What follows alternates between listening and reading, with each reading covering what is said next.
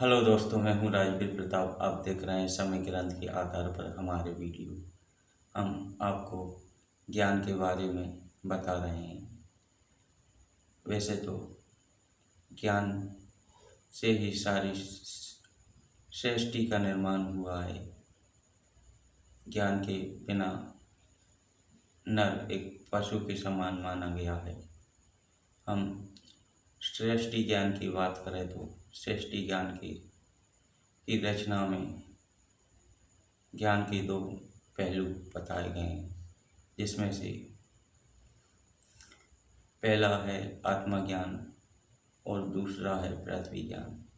जब हम किसी भी वस्तु की कल्पना करते हैं,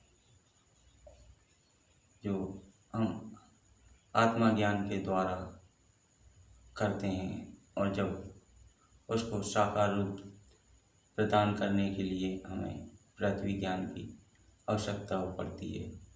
इसी को प्रकृति ज्ञान कहते हैं। जब हम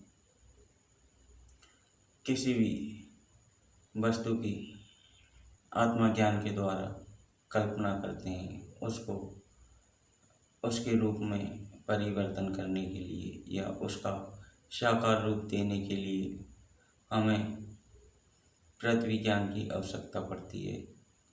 और पृथ्वी ज्ञान से हमें उस वस्तु की जो हमने कल्पना की है उसको साकार करने के लिए जिन वस्तुओं की, जिन तथ्यों की आवश्यकता होती है, ये हमें पृथ्वी ज्ञान से ही प्राप्त होते हैं। इसके पृथ्वी ज्ञान से हमें ये ज्ञात होता है कि इस वस्तु में कौन से तथ्य या कौन से तथ्यों से इस वस्तु का निर्माण होगा। इसी को पृथ्वी ज्ञान कहा जाता है।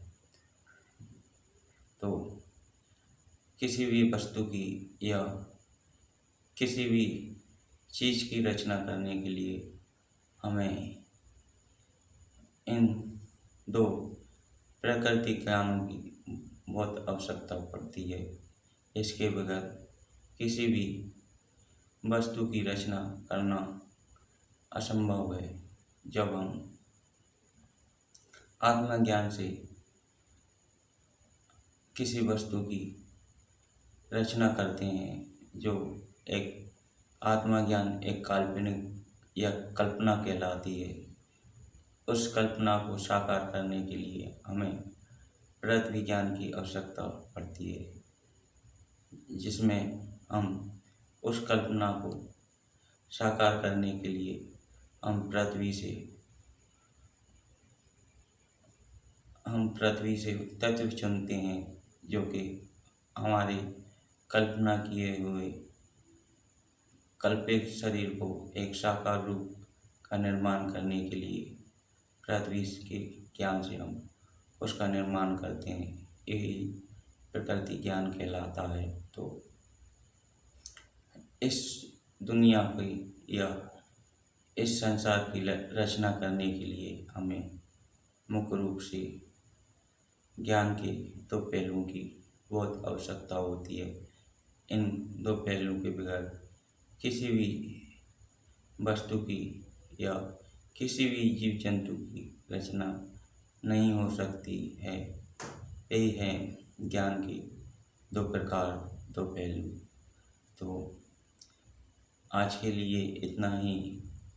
आप देखते रहिए समय ग्रंथ के आधार पर हमारे वीडियो। इसके साथ में ही जय हिंद, जय भूमि।